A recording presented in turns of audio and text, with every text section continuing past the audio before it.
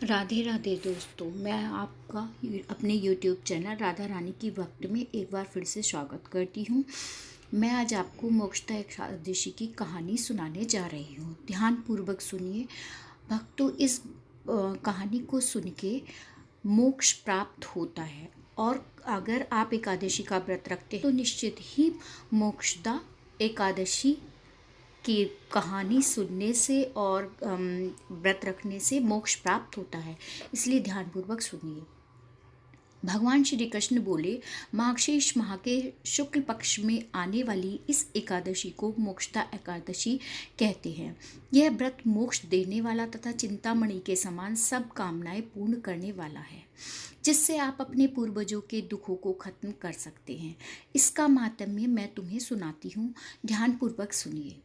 गोकुल नाम के नगर में बैखानस नामक राजा राज्य करता था। उसके राज्य में चारों वेदों के ज्ञाता ब्राह्मण रहते थे।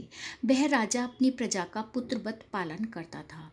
एक बार रात्रि में राजा ने एक स्वप्न देखा कि उसके पिता नरक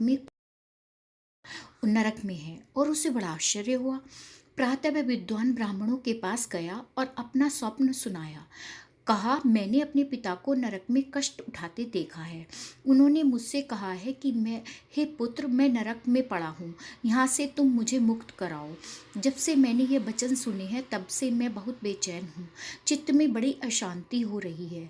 मुझे इस राज्य, धन, पुत्र, स्त्री, हाथी, घोड़े आदि में कुछ भी सुख प्रतीत नहीं होता। मैं क्या करूँ? राजा ने कहा, हे ब्राह्मण देवताओं, इस दुख के कारण मेरा सारा शरीर जल रहा है। अब आप कृपा करके कोई तप, दान, व्रत आदि ऐसा कोई उपाय बताइए जिससे मेरे पिता को मुक्ति मिल जाए। उस पुत्र का जीवन व्यर्थ है जो अपने माता पिता का उद्धार न कर सके। जो अपने माता पिता का उद्धार न कर सके, एक उत्तम पुत्र जो अपने माता पिता तथा पूर्वजों का उद्धार करता है, वह हजारों मूर्ख पुत्रों से अच्छा है। ऐसे एक चंद्रमा सारे जगत में प्रकाश कर देता है, परंतु हजारों तारे नहीं कर सकते। ब्राह्मणों ने कहा, हे राजन, यहाँ पास ही भूत, भविष्य, वर्तमान के ज्ञाता पर्वत ऋषि का आश्रम है। आपकी समस्या का हल वे जरूर करेंगे। ऐसा सुनकर राजा मुनि के आश्रम पर गया। उस आश्रम में अनेक शांत चित्त योगी और मुनि तपस्या कर रहे थे। उसी जगह पर्वत मुनि बैठे थे। राजा ने मुनि को साष्टांग दंडवत प्रणाम किया। मुनि ने राजा से संगोपांग कुशल पूछी। राजा ने कहा कि महाराज, आपकी कृपा से मेरे राज्य में सब कुशल हैं, लेकिन अकस्मात मेरे चित्त में अत्यंत अशांति होने लगी है। ऐसा सुनकर पर्वत मुनि ने आंखें बंद की और भूत विचारने लगे।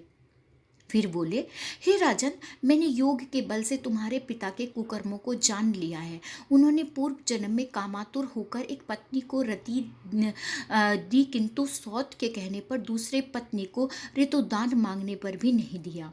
उसी पाप कर्म के कारण तुम्हारे पिता को नरक में जाना पड़ा।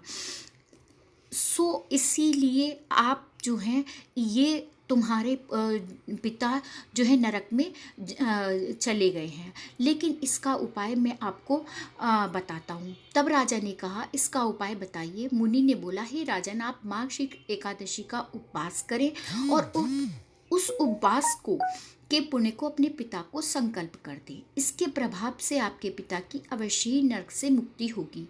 मुनि के ये वचन सुनकर राजा महल में चला गया। मुनि के कहने पर अनुसार कुटुंब सहित मोक्षदा एकादशी का व्रत किया। इसके उपवास का पुण्य उनके पिता को अर्पण कर दिया।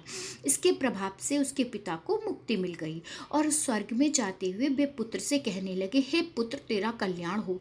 यह कहकर स्वर्ग चले गए।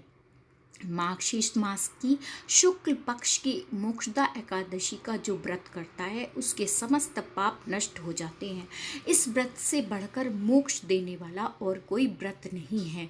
इसीलिए दोस्तों, मोक्षदा एकादशी का व्रत करिए। राधे राधे।